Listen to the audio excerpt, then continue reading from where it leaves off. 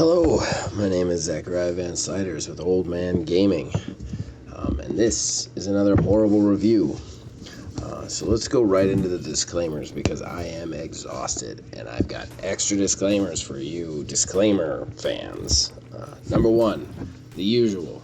I'm a house dad. I do not get paid for this. You might hear my dog, you might hear my kid, you might hear me pause for extended periods of time. I'm not going to go back and edit this. I don't do this professionally. Number two, also the standard one. I do not rate these things with numbers because I believe video games are one of the most subjective forms of art, so therefore I'm going to give you an overview, pros, cons, move on. Special disclaimer number one. I actually usually only get about 10 hours with these games, if that, before I do a review, because I'm just kind of dipping my toes in and trying to tell you if, like, as an everyman or an every lady, you'd want to play the game. In this case, I have played this game a lot. I mean a lot. And the reason I decided to go back to it is I've come to realize that, I only started doing these reviews about, 8-10 weeks ago. So a lot of my most favorite games I never even got to talk about. So since the big fall stuff hasn't come out yet, I'm going to talk about it now. Final special disclaimer, and I'm sorry the disclaimer section is so long. I am exhausted. I have been fighting with my computer all day. The crappy program I used to use to edit my crappy videos no longer works with the files that I use for my crappy videos, so I had to find a new crappy program to edit my crappy videos. And I've been trying to figure out how to do that all day to edit these crappy videos, and I'm telling you right now, I definitely feel like I am very underpaid for what I'm doing right now. And the product is going to be worthless. So with that, let's get into it. I've decided to do For Honor. And you'll see in the title, Year 3. And that's because this game has been going on for 3 years. That's right. Since 2016, this game came out. And I'm not going to lie to you, I picked it up a month after its release. Now, I want to talk about some stuff. This is a game that has come back from the dead. Which, if you listen to our podcast this week, shameless self-promotion, we're going to be talking a lot about games like that. But this game, when it came out, it only got a 7.0 on IGN. And then it was riddled with serious connectivity issues because I don't know why they decided not to go with dedicated servers, but instead peer-to-peer internet. For those of you who are inundated to it, dedicated servers means Ubisoft keeps dedicated servers that allow the players to play and to use that internet and are way more stable, whereas peer-to-peer uses a host who is somebody who's playing with internet. So they disconnect, your game is effed. They get disconnected, your game is fucked. I don't know why I censored the first one.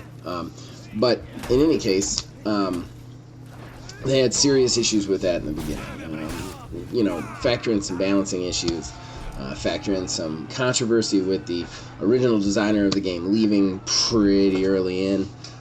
For Honor was written off. About 3 months after its release, everybody said this game's dead.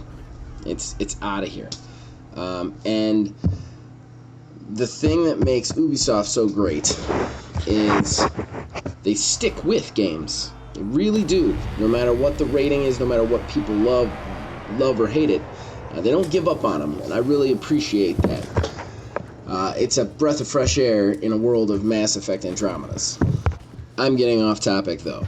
In any case, For Honor is a medieval 3D fighting game. It's the best way to describe it. You pick a class or hero, almost like Overwatch-ish, but with medieval weapons instead of shooters.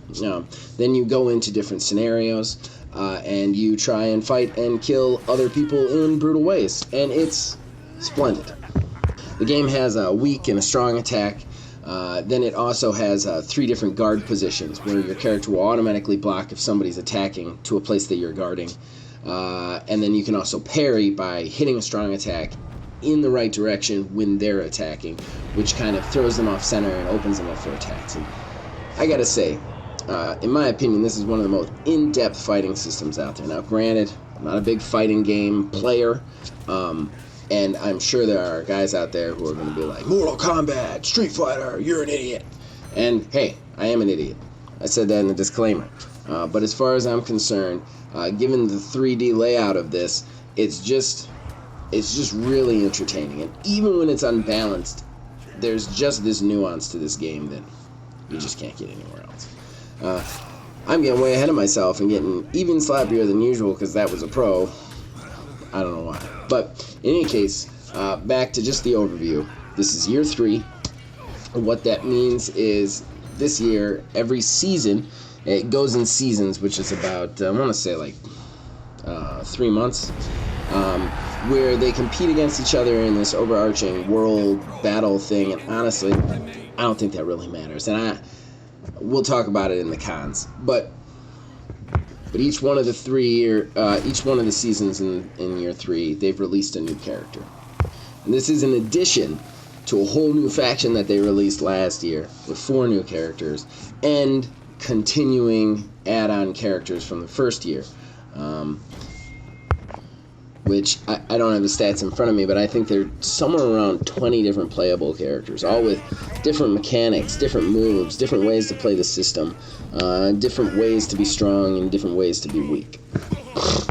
The game includes a Dominion-style game, which is, capture King of the Hill, 3 different places sort of thing. You've got your 2v2s, you've got your 4v4s, and you've got your 1v1s, which can also be ranked. Then you also have Breach Mode, which is just this full-on 40-minute siege mode, which is also a lot of fun.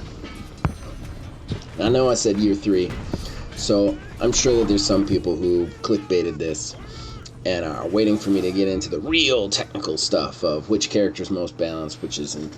And honestly, I don't pay attention to that stuff that much. I got a couple of characters that I love, and those are the characters that I play, whether they're high tier or low tier. I always feel like if I'm good enough, I'll get my wins. Now, don't get me wrong, there's definitely balancing that always goes on, especially in a game like this. But that's not going to be this kind of review. Let's go into pros. Pros, I already talked about it in the beginning. This is one of the most intricate fighting systems you'll ever play in a video game. It's hard to master. I will say it's a little bit hard to get into at times, especially with some of the characters, but still, if you sign in and you just go in and hit some buttons, you'll definitely get a couple of kills, and it'll make you want to get in and learn your character a little bit better. The other thing I really like about this is none of the characters are pay to buy. You can pay to get them by paying for more in-game currency, but you can earn all the in-game currency you need to buy anything in the game. There is nothing in it that can only be purchased with money. There is a small waiting period when the new characters come out. The season pass people get them for like 6 days, 7 days before the other people get them. But really, in this day and age, it's fair, in my opinion. And I can't tell you how much the feeling of accomplishment you get when you actually pull off that combo and you beat the opponents and you take them down. It's amazing. And the developers behind this game, and this is the biggest pro, whether they're doing the right thing or the wrong thing, they really, really believe in this game. They really, really want to stick with it. They do a weekly podcast on YouTube just to talk about the game that they love so much. They really, really love this game, and that comes through in everything they do, even when they're screwing up. And that makes me want to play it and brings me back over and over again. So we got to get into it. We got to get into the cons. Okay. Number 1, biggest con, and I think most people will agree, the community is toxic, beyond toxic. I've never met a more sour group of people than the people who play standardly for honor. And I'm not talking about everybody. Good players, you know who you are. But I have many times put this game down for a few months because I've just gotten so much hatred on the internet. I had a friend playing it. He was playing it for the first time, and he was over at my house, and I let him play for a while. I came back to the Xbox to 4 or 5 messages of how he was a terrible person, how he should die because he was spamming. I can't say this enough to players out there who play in massive online-based games. If you trash new players, if you're mean to them, they will go away, they won't play your game, and the people who make your game won't make your game. Okay? I've said this in multiple different videos. And I'm saying it again. For Honor, I love this game. For Honor community, instead of sending that, hey, you're trash, you should die message, maybe send a constructive message. Maybe give them a chance. Maybe say, hey, are you new? Maybe I can help you, show you some combos. Maybe I could just point out, hey, maybe you don't want to hit that button all the time. Be nice about it. Be constructive about it instead of negative, hurtful, and hateful. Okay? And my other con, less of a con, as I was saying before, when the season starts, there's this big 3-way war between the Knights and the Samurais and the Vikings, and we're all supposed to care about it because of territories and yada yada yada. I don't care about it. I don't think a lot of people care about it. I think that's why the Vikings win every time, because they're the only ones who care about it. And I don't know why they care about it. I mean, you get what? 2 extra scavenger packs, and bragging rights, but bragging rights don't matter because you're just going to go back out there and do it. I think the problem with it is people want the here and now bragging rights, the here and now glory, not the later glory. They don't care about it on the long term. I don't know how to fix that, but I gotta say, I'm really sick of jacking back in after 2 months and having to sit through message after message of all these weird things resolving just to get into the game that I want to play. So I wish that would stop. But hey, that's just me. Maybe you like the Warzone, whatever. So in conclusion, I've played a lot of For Honor. I mean, I've had some month periods where I've stopped. I think the longest was 5 in the 3 years, but I played a lot of For Honor, and I love it. It's one of my most favorite games. I definitely had to just start blocking anybody who decided to message me because they got salty because I beat the shit out of them. But again, the game is so great. The developers love this game so much. It just keeps bringing me back. So if you have the chance, give it a try. Seriously.